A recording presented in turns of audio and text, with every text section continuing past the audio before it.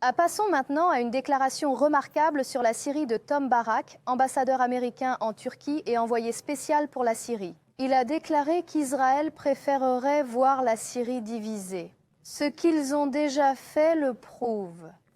Monsieur Barak a également souligné que le moment choisi par Israël pour attaquer la Syrie n'était pas le bon et que nous n'avions pas d'autre plan que de travailler avec le gouvernement syrien. Examinons maintenant ces déclarations. Tom Barak, ambassadeur américain en Turquie et envoyé spécial pour la Syrie, est l'auteur de la déclaration selon laquelle Israël préférerait que la Syrie soit divisée. Barak a accordé une interview à l'agence de presse Associated Press lors de sa visite au Liban. Il a notamment évoqué le cessez-le-feu conclu après les tensions en Syrie. Barak a souligné le soutien de Washington au gouvernement syrien. Il a déclaré que nous n'avions pas d'autre plan B que l'administration actuelle pour unifier la Syrie. Monsieur Barak a également critiqué les attaques israéliennes contre la Syrie.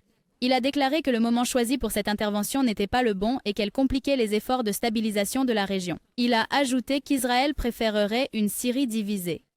Les États-nations forts, en particulier les pays arabes, sont considérés comme une menace pour Israël. En Syrie, je pense que toutes les minorités sont suffisamment intelligentes pour vouloir être gouvernées de manière centralisée.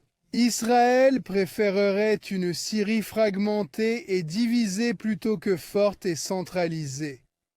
En battant l'administration Shara, Barak a déclaré qu'elle avait fait de son mieux pour un gouvernement nouvellement formé et disposant de peu de ressources. Nous vous remercions de votre attention. Tom Barak a également parlé de l'intégration des YPG, la branche syrienne de l'organisation terroriste PKK, dans l'armée syrienne. Monsieur Barak a déclaré qu'il ne pensait pas que les événements de Suez allaient faire dérailler le processus, ajoutant que des développements importants pourraient avoir lieu dans les semaines à venir. Barak. Concernant la possibilité d'un pacte de défense entre la Syrie et la Turquie, il a déclaré que les États-Unis n'avaient pas arrêté de position et que c'était aux pays qui les entouraient de leur dire ce qu'ils devaient faire. Il a ajouté que ce n'était pas l'affaire des États-Unis.